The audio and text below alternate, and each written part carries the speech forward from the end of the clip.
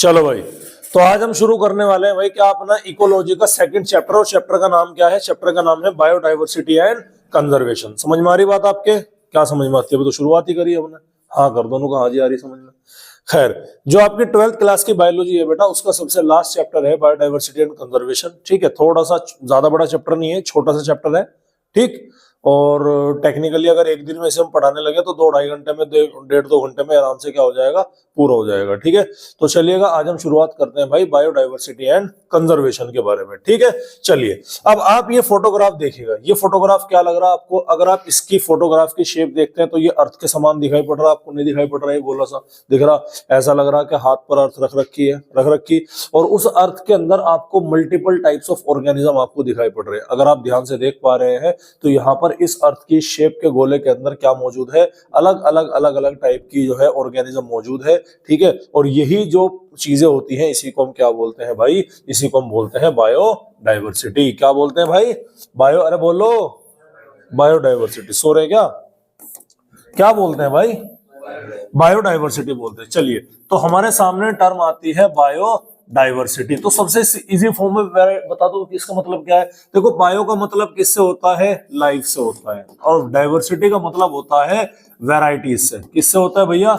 Varieties है। इसका मतलब लाइफ की जो वैरायटीज होगी उसे हम क्या बोलेंगे? उसे हम बायोडाइवर्सिटी बोलेंगे। For example, living organism. जैसे ही मैंने आपको बोला तो आपके मन में क्या क्या चीजें आती है? आपके मन में सबसे पहले तो हम खुद ही आएंगे, हम भी लिविंग बीइंग है भाई। एक फॉर्म तो हमारी है। अलग अलग तरह के जानवर आपको दिखाई पड़ेंगे, वो भी तो लिविंग बीइंग है, अलग अलग फॉर्म के हैं। अलग अलग तरह के बर्ड्स आपको दिखाई पड़ेंगे, छोटे छोटे कीड़े मकोड़े दिखाई पड़ेंगे, घर के अंदर कॉकरोच, छिपकली, बहुत सारी चीजें आपको दिखाई पड़ने वाली है। और जितने भी आपको अलग अलग वेराइटीज के जो प्लांट्स हैं, कुछ प्लांट्स ऐसे हैं जो पानी के अंदर रहते हैं, कुछ प्लांट्स ऐसे हैं जिनमें भैया कांटे वगैरह देखने मिलते हैं, कुछ प्लांट्स के अंदर बहुत खूबसूरत फ्लावर लगते हैं, कुछ प्लांट में कोई फ्लावर वगैरह देखने नहीं मिलता, कुछ प्लांट जो है आधे पानी में और आधे कहाँ होते हैं, बाहर निकले हुए होते हैं। तो हर वेराइटी, ये सब के सब क्या है? ये सब के सब लाइफ की वेराइटी मौजूद है। 12th क्लास के एनसीईआरटी में आपके लिखा हुआ है कि अगर एलियन इस अर्थ पर विजिट करे तो और किसी चीज से वो अचंभित हो या ना हो, यहाँ पर मौजूद जो लाइफ की जो वेराइटीज है उनको देख करके एक बार वो आश्चर्यचकित जरूर हो जाएंगे। समझ में आ रही बात आपको? अरे भाई क्लियर है? तो ये क्या था? ये था हमारा बायोडाइवर्सिटी का बेसिक चीज है। तो बायोडाइवर्सिटी का टर्म किसने दिया था भैया? बायोडाइवर्सिटी टर्म देने वाले साइंटिस्ट का नाम था एडवर्ड विल्सन। क्या नाम था भाई? एडवर्ड विल्सन नाम था। ध्यान से देखिएगा, occurrence of different types of genes, gene pool, species, habitats and ecosystem in a given region at a given time, उसे हम क्या बोलते हैं? उसे हम बायोडाइवर्सिटी बोलते हैं। यानी कि जो चीज अभी मैंने आपको बताई ना, उसको साइंटिफिक लैंग्वेज में ऐसे बोलेंगे भाई, किसी पर्टिकुलर एरिया में कितनी स्पीसीज है, उन स्पीसीज के अंदर जीन का कंटेंट क्या है। समझ में आ रही बात आपके? सारी की सारी जो चीजें होती है कि किस टाइप के जीन है, क्या उनका हैबिटाट है, वहां का इकोसिस्टम क्या निकल के आ गया। समझ में आ रही बात? ये सारी की सारी चीजें किसको डिफाइन करती हैं भाई? बायोडाइवर्सिटी को डिफाइन करती हुई नजर आती है। ठीक है, अच्छा, अगर आपके याद होगा इकोलॉजी के मैंने आपको 4 लेवल पढ़ाए थे। कितने लेवल पढ़ाए थे? 4। वैसे तो और भी सारे थे, लेकिन 4 लेवल हमने बेसिक देखे थे। सबसे पहला क्या था? ऑर्गेनिज्म। दूसरा क्या था? पॉपुलेशन। तीसरा क्या था? कम्युनिटी। लार्जर कम्युनिटी जब अपने फिजिकल एनवायरनमेंट से इंटरेक्शन करती है उसे हम क्या बोलते हैं? इकोसिस्टम। लार्ज इकोसिस्टम जिनकी अपनी नेचुरल टेरिटरी, नेचुरल बाउंड्री होती है, उन्हें हम क्या बोलते हैं? बायोम्स। मल्टीपल बायोम्स को मिलाकर क्या बोलते हैं? बायोस्फीयर। बायोस्फीयर वह गोला है भाई, धरती को क्या बोलते हैं? गोला बोलते हैं ना। बायोस्फीयर वह गोला है जहां पर क्या दिखाई पड़ता है? जहां पर जीवन की संभावना हमको होती हुई नजर आती है। समझ में आ रही की बात नहीं आ रही? तो जितने भी सारे ट्रॉपिक लेवल है, उन ट्रॉपिक लेवल पे जितनी भी डाइवर्सिटी मौजूद है, उन सभी बायोलॉजिकल ऑर्गेनाइजेशन की, वो सब के सबको हम क्या बोलेंगे भाई? बायोडाइवर्सिटी के नाम से जाना जाएगा। ठीक है, इसको हम दूसरे शब्दों में बोल सकते हैं एनॉर्मस डाइवर्सिटी ऑफ लाइफ। देखो, सिंपल और ये क्या हो गया? हमारी सिंपलेस्ट। डाइवर्सिटी का मतलब क्या है? वेराइटीज। जो हमारा जीवन है अलग अलग। भाई आप एक कपड़े की दुकान पे जाओगे, उसके पास एक ही तरह का कपड़ा थोड़ा ही होगा ना। शूज की दुकान पे जाओगे, एक ही तरह का शूज थोड़ा ही होगा, अलग अलग वेराइटीज के शूज होंगे ना। तो ऐसे ही लाइफ है। जब आप लाइफ की दुकान पर आए तो आपने आकर के देखा कि हाँ भाई, लाइफ कौन कौन सी है, कौन कौन सी वेराइटी है, डिफरेंट टाइप्स की जो वेराइटीज होती है, उन सभी को कंबाइनली हम क्या बोलते हैं? बायोडाइवर्सिटी बोलते हैं। अरे क्या बोलेंगे भाई? बायोडाइवर्सिटी बोलेंगे। याद है? समझ में आ गई बात? अरे कोई दिक्कत है? चलिएगा, अब थोड़ा सा फील गुड ले लेते हैं भैया। अब ये क्या है? ये देखिएगा, ये आपके सामने एक फोटोग्राफ है जिसमें लाइफ कितनी, कहीं में कुछ खूबसूरत है, कहीं पर आपको फिश दिखाई पड़ रहा है, एक्वेटिक दिख रहे, इंसेक्ट दिख रहे, या आपको फ्रॉग वगैरह दिखाई पड़ रहा है, या आपको स्टार फिश दिखाई पड़ रही है। ठीक है ना? ये अलग अलग टाइप का आपको बीटल्स है, टाइगर है, लॉयन है, स्नेक वगैरह हो गया, ऑल वगैरह हो गया, सारी की सारी चीजें, यानी कि क्या है आप अंदाजा लगा सकते हैं ये सब के सब लाइफ की क्या है वैरायटीज, और कितनी खूबसूरत वैरायटीज है देख लीजिएगा। इसीलिए एनसीईआरटी बोलती है कि अगर एलियन एक बार यहाँ पर अर्थ पर आ गए तो और किसी चीज से वो आश्चर्यचकित हो या ना हो, लेकिन यहाँ की डाइवर्सिटी की, लाइफ की जो खूबसूरती है ना, लाइफ की जो वैरायटीज है, उसको देख करके एक बार जरूर क्या होंगे, आश्चर्यचकित होंगे, इतनी हमें उम्मीद है। समझ में आ रही बात, क्लियर है। अभी अगर मैं हाल फिलहाल की बात करूं तो हाल फिलहाल इस धरती पर क्या मौजूद है, 20,000 से ज्यादा स्पीसीज किसकी मौजूद है भैया, आंट्स की मौजूद है। किसकी मौजूद है भैया, आंट्स की कितनी स्पीसीज मौजूद है भैया, 20,000 से ज्यादा। उसके अलावा आपके बीटल्स जो होते हैं उनकी 3 लाख स्पीसीज होती है। बीटल्स जो आपके इंसेक्ट वगैरह होते हैं, अबे जैसे ये हो गया आपके आटे में निकलती है ना सुलसुली, ये खटमल, इस टाइप की चीजों को क्या बोलते हैं, बीटल्स बोलते हैं। लगभग कितनी स्पीसीज है, 3 लाख के करीब स्पीसीज बीटल्स की मौजूद है। 28,000 के करीब स्पीसीज किसकी है भैया, फिश की है। समझ में आ रही बात। उसके अलावा 20,000 के करीब जो स्पीसीज होती है वो क्या होती है भाई, आपके ऑर्किड की होती है। हाल फिलहाल में इतना अड़ंगा, इतना सिस्टम, इतना जुगाड़ हमारे पास में क्या है भाई, मौजूद है। समझ में आ रही बात आपको। अब देखिएगा ये आंट, देखिएगा, देखो हमने ना आंट बोला ना, बीटल्स बोला, ऑर्थ्रोपोडा, कितने टाइप के आंट दिखाई पड़ रही है, देखो मल्टीपल टाइप से, ये सारे के सारे टाइप के जो आंट है हमें, ये हमारे पास में। अब एक वर्ड आया हमारे सामने, आंट आया, और देखो कितनी सारी वैरायटी हुई, अरे हुई कि नहीं, क्लियर है। उसके बाद में आप देख सकते हैं बीटल्स, ये देखिएगा कितने सारे, एक वर्ड बोला मैंने बीटल्स, कितना सारा, ये वो है अल्लाह की भैंस, बोलते हैं ना इसे, अल्लाह की भैंस इसे तो बोल रहे हैं, या कोई और सी है वो, अबे यही है ना, ठीक है। तो ये क्या है, अल्लाह की भैंस है। ये लीफ बीटल है, आपने अक्सर करके केले, कच्चे केले के आसपास देखा होगा, जरूरी है ये लीफ बीटल वहां पर मिल जाता है। ये बार्क बीटल है जो आपको उस पे पेड़ वगैरह पे आपको देखने मिल जाता है। स्किन बीटल है जो आपको जानवर के चींचड़ी वगैरह देखने मिलती है ना, चींचड़ी, अब जानवरों के, भैंसों की चींचड़ी नहीं हो जाती है वो बिल्कुल, फिर वो बड़ा खतरनाक केमिकल लगा करके वॉश आउट किया जाता है, ये आपको वहां पर दिखाई पड़ता है। समझ में आ रही कि नहीं आ रही बात आपको भाई, क्लियर है, ठीक है। तो ये सब के सब क्या है, सब के सब आपके, ये सब के सब different different types of beetle है, इसे अल्लाह की भैंस बोलते हैं कॉमनली, शायद यही है वो, ठीक है। तो कितने सारी वैरायटीज है। अच्छा, खूबसूरत खूबसूरत दिख रहे, नहीं दिख रहे, ऐसा नहीं लुल्लू पांडू से है, बिल्कुल बिल्कुल साफ है, क्या खूबसूरत है, देखिए क्या कलर दिख रहा है इसका, वाह जी वाह, क्या वैरायटीज है, ये देखो, ये देखो क्या कैसी वैरायटीज है। हरी बात समझ। तो ये सब के सब क्या बीटल्स है, ये आपको नाम याद नहीं करने, कभी आप नाम याद करने बैठ जाओ कि भाई क्या है, ये केवल हमने डेमोन्स्ट्रेट करने के लिए यहाँ पर डायग्राम्स को यूज किया। फिश देखिएगा कितने टाइप की फिश है, हा, ये देखो कितना अच्छी अच्छी फिश है, मतलब ऐसे नहीं, अट्रैक्टिव फिश है, दिखने में जो खूबसूरत लगती है, ऐसे फिश हमारे सामने क्या है भाई, ये मौजूद होती है। समझ में आ रही बात। उसके बाद में आप देखिएगा ये ऑर्किड्स हैं, देखो आहा कितने सुंदर सुंदर ऑर्किड्स हैं आपके, मतलब ऑर्किड्स भी है इसमें, और वैसे हमारे फ्लावर भी मौजूद हैं, जैसे सनफ्लावर भी है, मैरीगोल्ड भी है, ये डिफरेंट डिफरेंट टाइप्स ऑफ क्या है आपके सामने फ्लावर मौजूद है ना, कितने खूबसूरत खूबसूरत दिखाई पड़ रहे हैं। तो ये सब की सब क्या है, ये सब की सब बायोडाइवर्सिटी तो है, और क्या है, आ रही बात समझ में। ये सब के सब क्या है, ये सब के सब आपके बायोडाइवर्सिटी तो है। चलिए अब हम बात करते हैं बायोडाइवर्सिटी का टाइप्स के बारे में। तो बायोडाइवर्सिटी बेसिकली कितने टाइप की है भाई, 3 टाइप की। कितने टाइप की है, 3 टाइप की। सबसे पहली आती है आपकी जेनेटिक डाइवर्सिटी, समझ में आ रही बात। दूसरी आती है आपकी स्पीसीज डाइवर्सिटी, और तीसरी आती है आपकी भाई इकोलॉजिकल डाइवर्सिटी। तो जेनेटिक डाइवर्सिटी का मतलब क्या है कि बायोडाइवर्सिटी किस लेवल पर हम देख रहे हैं, जीन्स के लेवल पर देख रहे हैं। स्पीसीज डाइवर्सिटी का मतलब क्या है कि बायोडाइवर्सिटी हम कहां देख रहे हैं, स्पीसीज के लेवल पर, और इकोलॉजिकल डाइवर्सिटी हम कहां देख रहे हैं, वो देखते हैं बायोडाइवर्सिटी एट इकोसिस्टम के लेवल पर। समझ में आ रही बात। अभी आपको केवल नाम समझ में आएगा, अब इनको हम फील करते हैं क्या है। देखो जेनेटिक डाइवर्सिटी का मतलब क्या है, जेनेटिक डाइवर्सिटी का मतलब है कि जो जेनेटिक लेवल की डाइवर्सिटी होगी उसके बारे में हम बात करेंगे। जेनेटिक लेवल की डाइवर्सिटी का मतलब है क्या, मैंने एक वर्ड बोला आम, क्या बोला, आम। तो जैसे मैंने वर्ड बोला आम, आपके माइंड में क्या आता है, बोलो भाई जवाब दो, आम आएगा। क्या एक ही टाइप का आम होता है क्या, आम एक स्पीसीज है, लेकिन उस स्पीसीज की वैरायटी अलग अलग है। कैसे, आपके यहाँ कॉमन आम कौन कौन से मिलते हैं, दशहरी मिलता है, लंगड़ा मिलता है, चौसा मिलता है, तोतापुरी होता है, उसके अलावा आपके क्या नाम लेकर एक वो होता है कलमी काला मालदा, जिसको बोलते हैं मालदा बोलते हैं, अरे है नहीं है। उसके अलावा ढींगा होता है, ठीक है, गुलाब जामुन हो, ये सब के सब आपके क्या मैंगो की वैरायटी है। तो है तो एक स्पीसीज ना, लेकिन टाइप क्या हो गए, अलग अलग हो गए। तो ये क्या है, जेनेटिक डाइवर्सिटी का एग्जांपल है। दूसरा एग्जांपल चावल की मैं बात करता हूं भैया, चावल, मैंने वर्ड बोला चावल, तो क्या चावल की एक ही वैरायटी है क्या हमारे यहाँ, नहीं, कई सारी वैरायटी है। आप चावल के दुकानदार के पास जाइएगा, कई सारे कट्टे अलग अलग चावल रखे हुए, तो स्पीसीज तो एक ही है ना चावल, वैरायटी क्या हो गई हमारी, अलग अलग हो गई। तो ऐसी डाइवर्सिटी को हम क्या बोलते हैं, जेनेटिक डाइवर्सिटी बोलते हैं। इसमें सबसे प्राइम जो एग्जाम्पल आता है वो आता है रोवोल्फिया वोमिटोरिया, जिसको हम सर्पगंधा के नाम से भी जानते हैं। सर्पगंधा बोलते हैं इसको, हाँ सर्पगंधा या अश्वगंधा, सर्पगंधा है, ठीक है।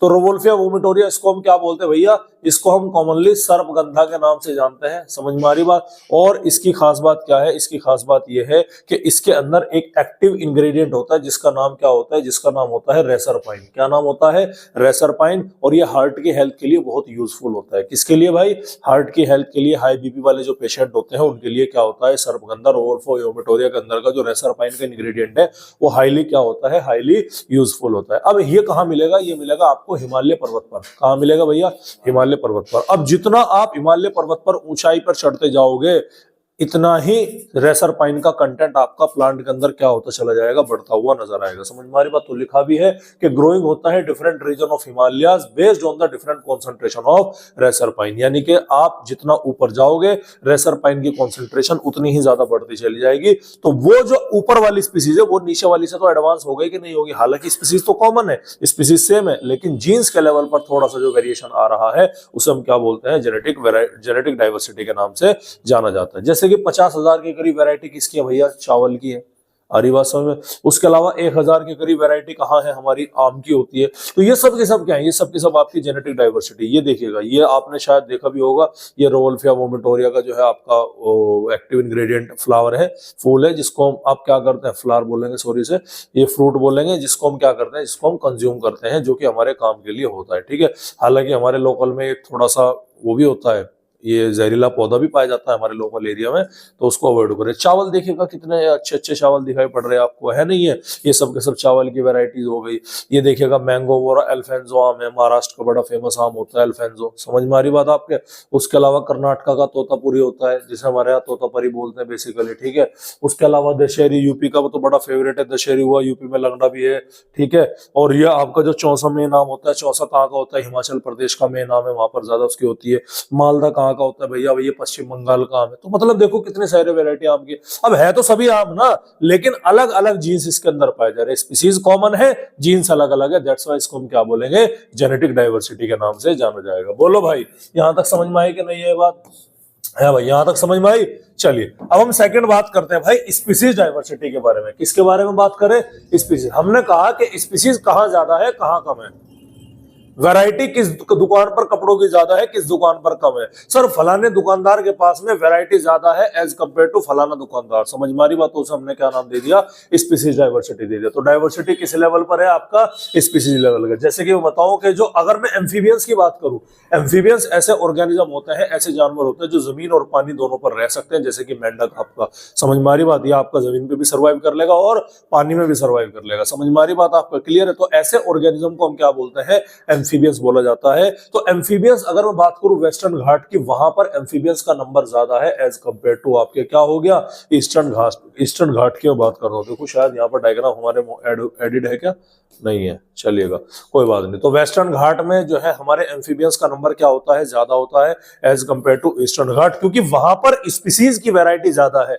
वहां पर वैरायटी ज्यादा, इसीलिए उसको हम क्या बोलेंगे, स्पीसीज डाइवर्सिटी के नाम से जाना जाएगा। भाई एक बात तो बताओ, सिंपल सा फंडा है, एक दुकानदार है जिसके पास में 5-4 जोड़ी कपड़े, एक दुकानदार के पास में भरे पड़े कपड़े, तो आप कौन सी दुकान पे जाना प्रीफर करोगे भाई, जिसपे भरे पड़े, जहां पर आपको क्या है, वैरायटीज वगैरह देखने मिलती है। समझ में आई बात आपके, नहीं है, ठीक है। अच्छा, इससे क्या फर्क पड़ता है सर, स्पीसीज ज्यादा है कम होने से कोई फर्क पड़ता है क्या? हाँ, बहुत बड़ा रोल प्ले होता है स्पीसीज। किसी भी इलाके में जितनी ज्यादा स्पीसीज होगी, जितनी ज्यादा वहां पर क्या होगी, स्पीसीज होगी, वहां का इकोसिस्टम उतना ही क्या होगा, स्टेबल होगा। अब इसका मतलब समझिएगा क्या है, मुझे एक बात बताइएगा, आप किसी ऐसी जगह पर गए, ध्यान से सुनिएगा, आपकी दावत आई शादी में, ठीक है, अब शादियों का सीजन चल रहा, तो क्या है, आपकी दावत आई, एक जगह आपको खाने में केवल क्या मिल रहा है, एक जगह खाने में मिल रहा है केवल आपको पनीर। क्या मिल रहा है भैया? पनीर अलोंग विद रोटी। एक शादी में तो आपको केवल यही मिल रहा बेसिकली, ठीक है। दूसरी शादी में जब आप जाकर के देखते हैं तो दूसरी शादी में कोरमा, बिरयानी, तहरी, और भैया आपके पनीर, दाल, मिक्स वेज, और भैया आपके ये चंगेजी, और जो आपका है भैया चिकन अफगानी, अटरम सटरम, मतलब समझ रहे, मल्टीपल वैरायटीज आपके यहाँ पर फूड की क्या है, मौजूद है। अभी ध्यान से सुनना, तो आपका मन कहाँ जाने का करेगा? इस वाले में जाने का करेगा, नहीं करेगा? देखो बेटा, आज के टाइम पे वो दौड़ गया कि दूल्हा दुल्हन को आशीर्वाद देने के लिए शादी में जा रहे, कोई नहीं जाता आज के टाइम पे। आज के टाइम पे खाना खाने के लिए जाते हैं। वो पहले का दौर था कि जिसमें एक गांव के अंदर शादी हो रही तो पूरा गांव का लोग ये करके, लड़की की अगर शादी है तो खाना नहीं खाता था क्योंकि हमारी लड़की की शादी है। ऐसा हुआ है, एविडेंसेस हैं ऐसे, समझ में आ रही बात। और आज भी आज तो खैर ये चीजें बिल्कुल क्या हो गई, खत्म हो गई। आज तो शादी का मतलब ये है, आज शादी में जाएंगे, उसकी बिरयानी में कमी थी, उसके जो था उसमें पानी कम था, उसमें पनीर नहीं दिखाई पड़ रहे थे, उसमें मिर्चें ज्यादा थी। लोगों ने ये आजकल क्या बना लिया, ट्रेंड बना लिया। तो रियलिटी तो भाई यही है, ठीक है। तो एक शादी में तो पनीर प्लस रोटी मिल रही है, और एक शादी में क्या मिल रही भैया, ये मिल रहा आपको। तो और भले ही आपकी यहाँ पर बहुत ज्यादा इज्जत और यहाँ पर आपकी कोई इज्जत नहीं है, लेकिन फिर भी इंसान कहाँ जाना प्रीफर करेगा, इस शादी में जाना क्या करेगा, प्रीफर करेगा। कारण मालूम है क्यों? कारण इसलिए मालूम है क्योंकि यहाँ पर फूड रिसोर्सेज क्या है, बहुत ज्यादा मौजूद है, जिसकी वजह से हमारा मन बड़ा क्या रहेगा, खुश रहेगा। सर मैं अभी तक मतलब नहीं समझा कि स्पीसीज ज्यादा होने से स्टेबल इकोसिस्टम कैसे होगा। मुझे एक बात बताइएगा, एक इलाके में जितनी ज्यादा स्पीसीज होंगी उतनी ज्यादा फूड के चॉइसेस होंगी क्या नहीं होगी? भाई सुन तो लो, एक इलाके में टाइगर है, ठीक है, और उस इलाके में अगर हिरन होगा तो टाइगर जो है वो हिरन को खा के रोजाना परेशान हो जाएगा, नहीं मतलब खाएगा तो यही मजबूरी उसकी, लेकिन टेस्ट तो चेंज नहीं होना ना उसका, समझ मारी बात। लेकिन उस इलाके में भैया टाइगर भी है, उस इलाके में हिरन भी है, उस इलाके में खरगोश भी है, उस इलाके में मंकी भी है, उस इलाके में हमारे जो है आपके बोल सकते हैं आप भेड़िया भी है, उस इलाके में आपके लोमड़ी भी है, डॉग भी आ रहा है, उस इलाके में आपके गाय भैंस वगैरह भैंसा वगैरह भी वहां पर मौजूद है। समझ पा रहे नहीं समझ पा रहे? तो जो टाइगर है ना, वो जब कल के दिन शिकार करने के लिए उठेगा, वो हिरन के ऊपर डिपेंड नहीं रहने का। उसके फूड के लिए हिरन हाथ लग गया तो ठीक है, और हाथ नहीं लगा तो कोई और सही होगा ना, तू नहीं तो कोई और सही, कोई और नहीं तो कोई और सही। समझ मारी बात। तो ये कहानी है, किसकी बात कर रहा हूं भाई मैं बात कर रहा हूं कि ज्यादा स्पीसीज जो है वो स्टेबल इकोसिस्टम कैसे बना रही है। सर जितना ज्यादा फूड की अवेलेबिलिटी होगी, जितना ज्यादा फूड की अवेलेबिलिटी होगी, उतने ज्यादा सर्वाइवल के चांसेस बनेंगे। दैट मींस स्टेबल इकोसिस्टम उतना ही ज्यादा होगा। तो ये चीज आपको क्या रखनी है भाई, ये चीज आपको याद रखनी है। अरे कोई दिक्कत वाली बात है? चलिए थर्ड नंबर पर आते हैं हम, इकोलॉजिकल डाइवर्सिटी। जो कि डाइवर्सिटी कहां आ रही, इकोसिस्टम के लेवल पर आ रही। इकोसिस्टम का मतलब क्या है, तुम्हें अगर याद होगा मैंने कहा था लार्ज इकोसिस्टम जिनकी अपनी नेचुरल टेरिटरी, नेचुरल बाउंड्री होती है, उसे हम क्या बोलते हैं, बायोम बोलते हैं। समझ में आ रही बात। अब देखिएगा, आपका एक इकोसिस्टम तो आपका डेजर्ट वाला है, अरे है क्या नहीं, ये रेगिस्तान वाला है। और एक इकोसिस्टम हमने क्या ले लिया भैया, एक्वेटिक ले लिया। अब ध्यान से सुनिएगा, डेजर्ट में और एक्वेटिक में ज्यादा स्पीसीज कहां देखने मिलेगी तुम्हें, एक्वेटिक में ज्यादा देखने मिलेगी। कॉमन सेंस की बात है भैया, समझ में आ रही बात। तो यही तो है यहाँ पर, क्या इकोसिस्टम अलग अलग है तो स्पीसीज की वैरायटी भी क्या हो गई, अलग अलग हो गई। तो different ecosystem having different species in terms of types and number, type में भी और नंबर में भी। जो टाइप ऑफ फिश आपको एक्वेटिक में मिल जाएगी वो आपको डेजर्ट में नहीं मिलेगा। जो डेजर्ट में आपको रेप्टाइल्स मिल जाएंगे वो शायद एक्वेटिक के अंदर आपको देखने ना मिले। समझ में आ रही बात आपको। तो ये क्या है, आपके ये इकोलॉजिकल डाइवर्सिटी यहाँ पर होती है, ठीक है। अब ये तो थी हमारे टाइप्स ऑफ डाइवर्सिटी के बारे में। अब हम एक चीज और पढ़ते हैं जिसका नाम क्या है, जिसका नाम है global species diversity. Global species का मतलब क्या है, इस पूरी दुनिया में क्या डाइवर्सिटी की स्पीसीज है, किस तरह से है। तो भैया अब हम क्या करने वाले हैं उसको देखेंगे। फॉर एग्जाम्पल अगर मैं बात करूं तो बेटा इस पूरी अर्थ के ऊपर टोटल स्पीसीज की जो total species present on this earth है उसी को हम क्या बोलते हैं, ग्लोबल स्पीसीज डाइवर्सिटी के नाम से जानते हैं। पहली बात, ठीक है। एक संस्था है जिसका नाम है IUCN, 2004 में उसने एक डाटा दिया। डाटा क्या दिया कि टोटल स्पीसीज जो है वो 1.5 मिलियन से ज्यादा है। उन्होंने क्या बोला कि इस अर्थ के ऊपर टोटल जो स्पीसीज है भैया वो कितनी है, 1.5 मिलियन से क्या होती है, ज्यादा होती है। अगर आपने 11th क्लास की एनसीईआरटी ध्यान है तो उसमें 1.7 to 1.8 मिलियन स्पीसीज टोटल दी गई है। आ रही कि नहीं आ रही बात समझ में, ठीक है। अभी ध्यान से देखिएगा। उसके अलावा एक साइंटिस्ट है जिनका नाम क्या था, जिनका नाम था रॉबर्ट मे। क्या नाम था भाई, रॉबर्ट मे। तो रॉबर्ट मे ने क्या बोला, रॉबर्ट मे ने बोला कि इस धरती के ऊपर मैक्सिमम, ध्यान से सुनिएगा, इस अर्थ के ऊपर मैक्सिमम कितनी पॉपुलेशन मौजूद है, 7 मिलियन। कितनी ग्लोबल स्पीसीज डाइवर्सिटी कितनी है इस अर्थ पर, 7 मिलियन। यानी इस अर्थ पर 7 मिलियन टाइप्स ऑफ स्पीसीज क्या होगी, यहां पर मिलेगी, जिनका कुल अभी तक 22% ही हमने क्या किया है, डिस्कवर किया है। तो जब आप 7 मिलियन का 22% आप निकाल के देखोगे, अच्छा कॉमन सेंस लगाओ, 7 के 50% पे तो 3.5 हो गए। अरे हो गए कि नहीं हो गए। और 50% पे 50% 3.5 हो गए, और 3.5 का आधा 25% हो जाएगा। 3.5 का आधा कितना हो जाएगा, 1.7 1.8 के समथिंग आएगा कि नहीं आएगा। तो लगभग यही 7% का जो डाटा है वो यही है। तो रॉबर्ट मैंने बोला कि इस अर्थ के ऊपर कितनी स्पीसीज है भैया, maximum species 7 million maximum species हो सकती है, जिसमें से केवल कितनी स्पीसीज डिस्कवर हुई है भाई, 22% स्पीसीज क्या है, डिस्कवर हुई है। IUCN एक संस्था है जिसका नाम क्या है, international union for conservation of nature. आई बात समझ में, ये आपको संस्था का नाम क्या रखना है, याद रखना है, international union for conservation of nature. समझ में आ रही बात आपको, ठीक है भैया, क्लियर है। अरे ठीक है, तो ये आपको इस संस्था का नाम क्या रखना है भाई, याद रखना है, ठीक है। अब चलते हैं, अब जो हमारे 22% डिस्कवर स्पीसीज हुई है ना, जितनी स्पीसीज का हमें पता लग चुका है, अब हम उसमें बात कर दो, उसमें क्या जितनी भी स्पीसीज अब तक टोटल डिस्कवर हो चुकी है उसमें 70% से ज्यादा स्पीसीज किसकी है भैया, एनिमल है। और एनिमल्स में भी सबसे ज्यादा क्या है भैया, हमारे इंसेक्ट मौजूद होंगे। यानी कि ध्यान से सुनिएगा, इंपॉर्टेंट पॉइंट वो आपको बता रहा, ठीक है, ये हमारे टोटल स्पीसीज डिस्कवर हुई, आ रही बात समझ में, ठीक है। यहां से यहां तक मैं लाइन अगर ड्रॉ करूंगा 50 इधर हो जाएगा, और अगर मैं इधर ड्रॉ करूंगा तो पूरा 75 हो जाएगा, है ना भाई, ये 25 50 75 100, ठीक है। मुझे क्या करना, 70 करना, यानी कि ए लगभग, अगर मैं मान के चलूं तो ए लगभग ए कुछ इस तरह से बनेगा। समझ में आ रही कि नहीं आ रही बात?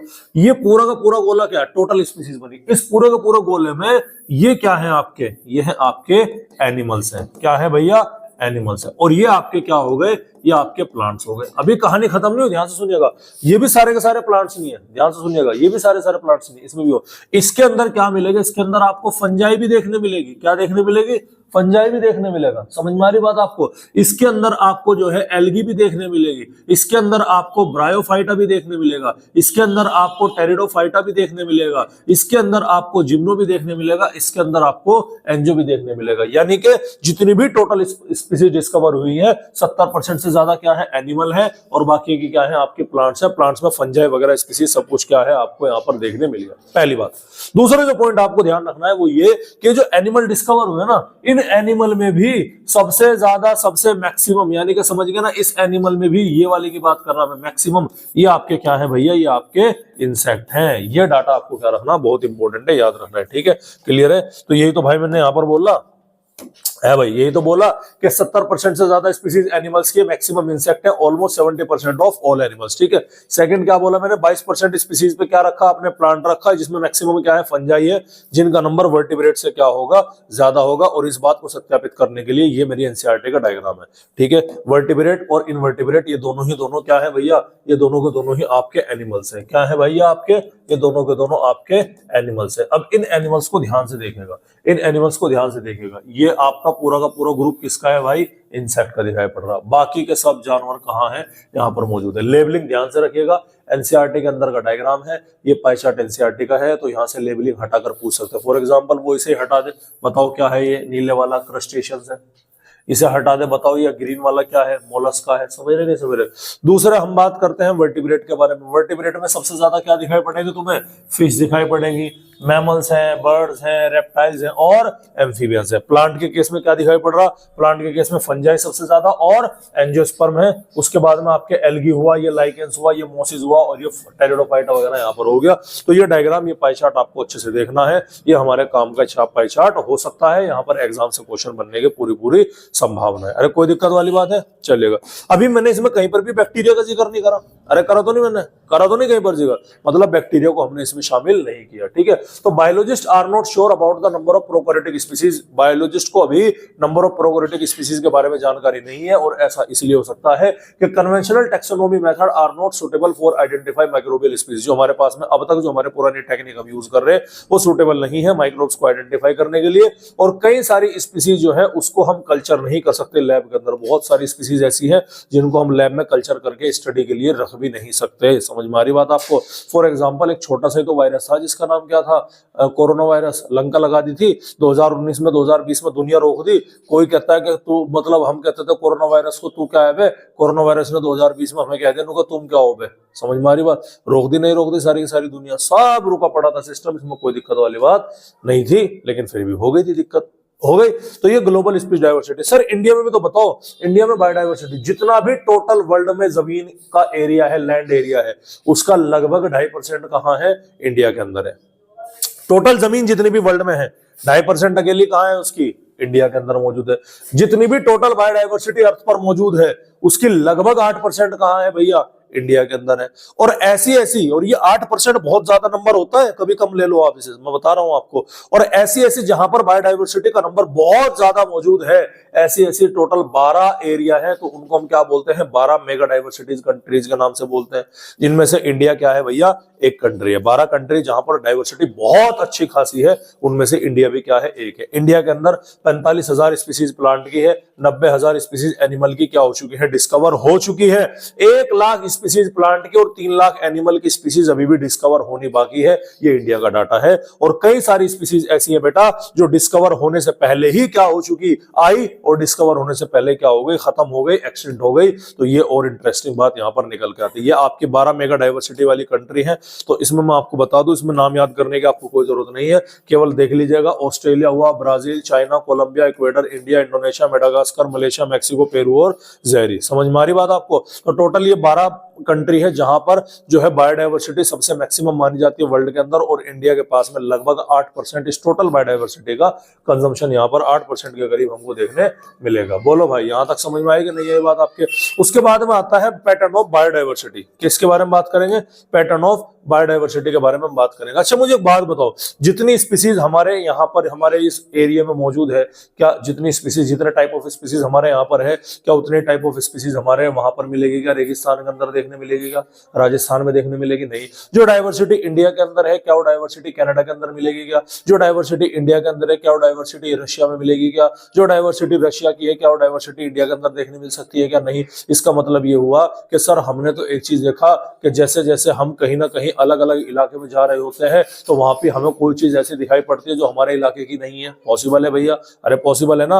और हमारे इलाके की नहीं है, और हमारे इलाके की चीज हम वहां नहीं देख पाते। सर वहां पर पेड़ ज्यादा थे, हमारे यहाँ पेड़ कम है। सर हमारे यहाँ पर तो आम की 5-4 वैरायटी है, वहां पर तो आम की 100-200 वैरायटी देखी सर मैंने रखी हुई। सर वहां का तो चावल भी बड़े अलग तरीके का था। सर यहाँ का चावल बड़ा अजीब है। सर वहां पर जो थे, वहां पर जो है जानवर बड़े अजीब अजीब जानवर देखे हमने, सड़कों पर घूमते फिर रहे। हमारे यहाँ सड़कों पर तो गाय वगैरह और भैया ये डॉग वगैरह सड़कों पे घूमते फिरते हैं। समझ में आ रही बात आपको? तो इसका मतलब एक चीज तो हमारी समझ में आ गई कि पूरी अर्थ पर बायोडाइवर्सिटी यूनिफॉर्म नहीं है। ऐसा नहीं अगर 100 स्पीसीज मेरे बुढ़ाने में है तो 100 मुजफ्फरनगर में मिलेगी, 100 तुम्हारे दिल्ली होगी, 100 तुम्हारे हरियाणा में मिलेगी, 100 नहीं भाई, अलग अलग है। ऐसा भी नहीं है अगर 1000 स्पीसीज तुम्हारे इंडिया में मौजूद है तो 1000 ही आपके चाइना में होगी, 1000 ही आपके बांग्लादेश में होगी, और 1000 ही आपके यूक्रेन में होगी, 1000 ही आपके रशिया में होगी, 1000 ही आपके अमेरिका में होगी। ऐसा नहीं है। तो क्या बोला गया? बोला ये गया कि बायोडाइवर्सिटी का जो पैटर्न है भैया वो यूनिफॉर्म नहीं है through out the world, through out the earth.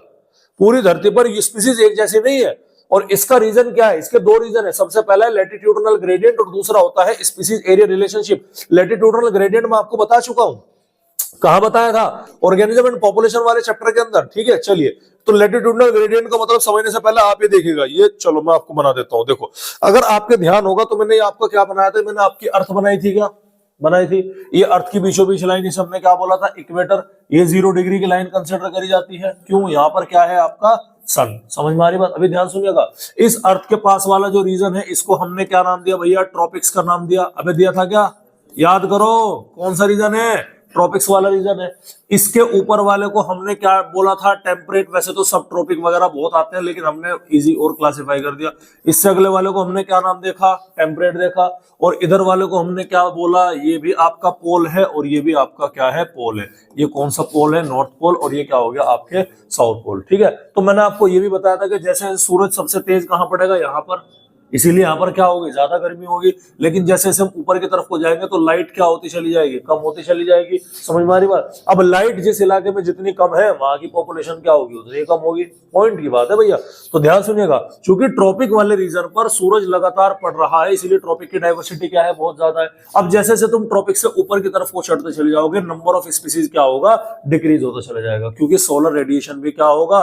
Decrease होगा। भाई किस इलाके में कितनी ज्यादा स्पीसीज मौजूद होगी डिसाइड करेंगे वहां के प्लांट। समझ में आ रही बात? क्या करेंगे? प्लांट। जिस टाइप के प्लांट होंगे, जितने प्लांट होंगे उस हिसाब से एनिमल होंगे, क्योंकि एक एरिया में अर्थ के ऊपर एनर्जी प्रोड्यूस करने का काम केवल और केवल किसका है? प्रोड्यूसर का है। अब मान लो प्लांट, आपके प्लांट वहां पर तो हो सकते हैं जहां पर आपके मतलब इंसान वगैरह। इंसान is a part of ecosystem, not ecosystem. याद रखिएगा, ह्यूमन बीइंग जो है वो क्या है? वो केवल इस मशीनरी का एक पुर्जा है, एक बोल्ट है। और अगर उस बोल्ट को तुम निकाल के बाहर फेंक भी दोगे तो भी नेचर पे कोई फर्क पड़ने वाला नहीं है। इमेजिन कीजिएगा, क्या हो अगर इंसान एकदम से क्या हो जाए? गायब हो जाए, सारे के सारे इंसान गायब हो जाए, तो अर्थ के ऊपर क्या होगा? अर्थ के ऊपर सबसे पहले तो शुरुआत के 5-6 महीने, 1 साल के 5-6 महीने तो भयंकर तबाही मचेगी। सर क्यों मचेगी? तो भाई क्योंकि हमने टेक्नोलॉजी इतनी ज्यादा डेवलप कर ली, हमारे न्यूक्लियर रेडिएटर है, बहुत सारी चीजें जिनको ऑपरेट करने के लिए हम इंसान का यूज करते हैं। समझ में आ रही बात? इंसान गायब होगा तो जब तक वे मौजूद रहेंगे तब तक, उसके बाद में अर्थ अपने आप को क्या कर लेगी? हील कर लेगी। समझ में आ रही बात आपको? तो यही तो है कहानी यहाँ पर कि बायोडाइवर्सिटी डिक्रीज, जैसे जैसे तुम ट्रॉपिक से कहां जा रहे, पोलर रीजन पर जा रहे हो, तो बायोडाइवर्सिटी क्या हो रही है भाई? आपकी डिक्रीज होती हुई नजर आ रही है। समझ में आ रही बात? बायोडाइवर्सिटी डिक्रीज होती है जैसे जैसे हम इक्वेटर से पोल की तरफ को क्या करते हैं? मूव करते हैं। और ट्रॉपिक वाला रीजन कौन सा होता है? 23.5 डिग्री नॉर्थ और 23.5 डिग्री साउथ। और ट्रॉपिक वाले रीजन में टेम्परेट या पोलर के मुकाबले में ज्यादा डाइवर्सिटी, यानी कि वो हिस्सा जो इक्वेटर के पास में, यहां पर ज्यादा डाइवर्सिटी है एज कंपेयर टू यहाँ के, या फिर यहाँ और यहाँ के। सबसे ज्यादा कहां है? यहाँ। उससे कम कहां मिलेगी? यहाँ। सबसे कम कहां मिलेगी? पोलर रीजन में मिलेगी। आपने क्या रखना है भाई? या आपने याद रखना। अरे कोई दिक्कत वाली बात है? ये देखिएगा, देखो इक्वेटर पर हाई डाइवर्सिटी मिलेगी। ये ऐसे तो ग्राफ हो रहा, ये मैक्सिमम चौड़ाई कहां है? यहाँ पर है। ऊपर को जाते जाते तो रेडा होता जा रहा, नहीं होता जा रहा है, ठीक है। तो ऊपर जैसे जैसे आप जाओगे तो भैया स्पीसीज डाइवर्सिटी क्या होती चली जाएगी? यहाँ पर हमारी कम होती हुई नजर आएगी, ठीक है। एग्जाम्पल देते हैं, ऐसे ही नहीं हवाबाजी में नहीं, एग्जाम्पल से प्रूव करते हैं। देखो कोलंबिया है,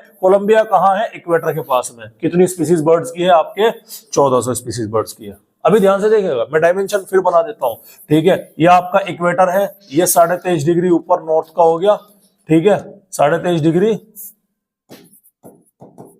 नॉर्थ हो गया, और ये नीचे क्या हो गया? 23.5 डिग्री साउथ हो गया, ठीक है। हो गया नहीं हो गया? कौन सा रीजन है? ये भी ट्रॉपिक हो गया, और ये भी कौन सा हो गया? ट्रॉपिक हो गया। इसके बाद में कौन सा रीजन है भैया? इसके बाद में आपका टेम्परेट हो गया। क्या हो गया? टेम्परेट। और ये भी क्या हो गया? आपका टेम्परेट हो गया। और सबसे लास्ट में आपका क्या हो गया भैया? सबसे लास्ट में आपका यहाँ पर भी पोलर आ गया, और ये भी क्या आ गया? आपका पोलर आ गया। 3 एरिया याद रखो, 3 से ही काफी है, ज्यादा जरूरत नहीं है, ठीक है। अब ध्यान सुनिएगा, मैंने बोला कोलंबिया इक्वेटर के पास में कितनी स्पीसीज है भाई? 1400। तो इक्वेटर कहाँ है हमारा? इक्वेटर यहाँ है हमारा, ये हमारा इक्वेटर रहा, ठीक है। तो इस इक्वेटर वाले रीजन में आपको दिखाई पड़ेगा कितनी स्पीसीज है? 1400। अभी ध्यान सुनिएगा, न्यूयॉर्क 41 डिग्री नॉर्थ है, ऊपर क्या है? नॉर्थ होगा, नीचे क्या होगा? साउथ। ये इक्वेटर है, 23.5 डिग्री नॉर्थ कहाँ है? यहाँ पर है 41। और भाई अगर ये 23.5 है तो 41 के लिए तो और ऐसा होगा, मतलब ये तो सॉरी 90 हो गया, ठीक है। एग्जाम्पल देखेगा, ये आपका क्या है? ये आपका 23.5 डिग्री है मान लो, ठीक है। तो ये आपका क्या हो गया? ये लगभग 41 डिग्री नॉर्थ हो गया कि नहीं हो गया? हो गया। तो यानी कि अगर ये ट्रॉपिक रीजन में है तो 41 डिग्री नॉर्थ थोड़ा सा और ऊपर को, यानी कौन सा रीजन में आ गया? टेम्परेट जोन में आ गया। ध्यान से देखना, तो ट्रॉपिकल में बर्ड्स कितनी थी? 1400। और टेम्परेट में जैसे पूछा कितनी हो गई? 105। घटा नंबर, घटा भाई। 23.5 से तुरंत कहां पहुंचा? 41 पे। तो स्पीसीज का नंबर भी ड्रामेटिकली घटा। 50 नहीं कम हुए, सीधा कितना कम हुए? सैकड़ों की तादाद में, लगभग 1300 के लपेट में कम हुए। 95% पॉपुलेशन क्या हो गया? डाउन हो गई। समझ में आ रही बात? और कहानी अभी और देखो, ग्रीनलैंड 71% नॉर्थ है भैया, यानी कि ये आपका 23 है, ये आपका क्या है? 41 है। 71 तो कहीं यहां जाके निकलेगा, हाँ या ना? अरे आएगा कि नहीं आएगा? तो यानी कि कहा है टुवर्ड्स पोलर रीजन पहुंच चुके हम। ग्रीनलैंड कुल कितनी है भैया? 50 स्पीसीज ऑफ बर्ड्स की है। 99% रिडक्शन यहाँ पर क्या हो चुका है? आ चुका है। प्रूव हो गया? अरे हो गया। चलिए सर इंडिया की बात करते हैं। देखो इंडिया का ज्यादातर हिस्सा कहाँ है? ट्रॉपिक्स वाले रीजन में कवर्ड होता है, इसीलिए इंडिया में कितनी स्पीसीज ऑफ बर्ड्स मौजूद है? 1200 स्पीसीज ऑफ बर्ड्स मौजूद है। समझ में आ रही बात आपके? उसके बाद में क्या है? अमेजन रेन फॉरेस्ट, जो कि ट्रॉपिकल रेन फॉरेस्ट होता है, जो कहां मिलता है? ट्रॉपिकल रीजन में देखने मिलेगा। कहां मिलेगा? ट्रॉपिक्स वाले रीजन में देखने मिलता है। इसकी ग्रेटेस्ट बायोडाइवर्सिटी ऑन अर्थ है, और ये आपका नीट में PYQ आ चुका है। क्वेश्चन पूछा गया था कि अर्थ पर सबसे मैक्सिमम बायोडाइवर्सिटी किसकी होती है? तो आंसर जाएगा क्या भैया? अमेजन रेन फॉरेस्ट की। बोलो भाई समझ में आई कि नहीं है बात आपको? तो ये चीज आपने क्या रखनी है भैया? ये चीज आपने यहाँ पर ध्यान रखनी है। अब अमेजन रेन फॉरेस्ट की बायोडाइवर्सिटी इतनी ग्रेटेस्ट क्यों है वो हम देख लेते हैं। अमेजन रेन फॉरेस्ट के अंदर 40,000 स्पीसीज प्लांट की है। अबे इंडिया में अकेले 45 है। इंडिया में टोटल कितनी है? और अमेजन में कितनी है?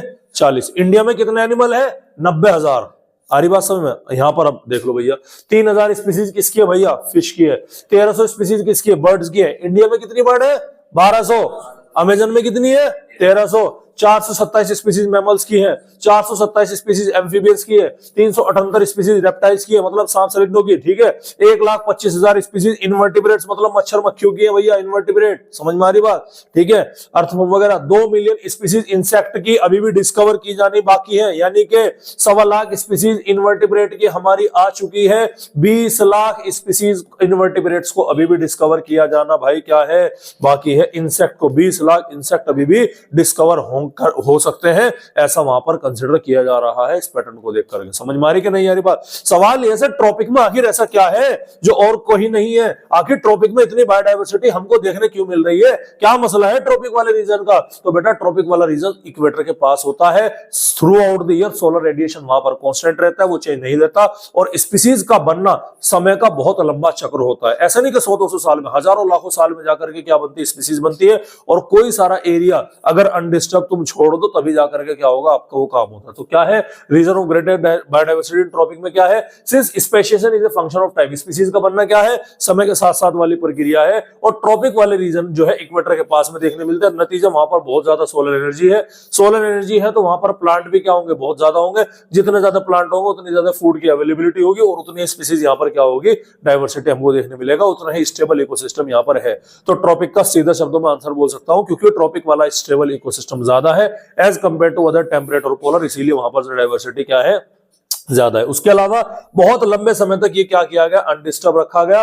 और चूंकि सोलर रेडिएशन लगभग वहां पर एक सारे थ्रू आउट द ईयर लगभग सेम से पड़ता है, तो किसी तरह का कोई क्लाइमेटिक वेरिएशन हमको वहां पर देखने नहीं मिलता। समझ में आ रही बात? अब नेक्स्ट हम बात करेंगे भाई किसके बारे में, स्पीसीज एरिया रिलेशनशिप के बारे में। तो यहां पर बात बताओ भाई, समझ में आई कि नहीं आई बात आपको? तो ये बायोडाइवर्सिटी वाला चैप्टर काफी ज्यादा इंपॉर्टेंट है, इसको आप थोड़ा सा क्या करें, ध्यान रखें। समझ में आ रही बात? कोई दिक्कत कोई परेशानी भाई? हाँ भाई, बढ़ जाए आगे, ठीक है। इसी के साथ हमारे ये वाले लेक्चर क्या हुआ, फिलहाल खत्म हो। हाँ रोक दे।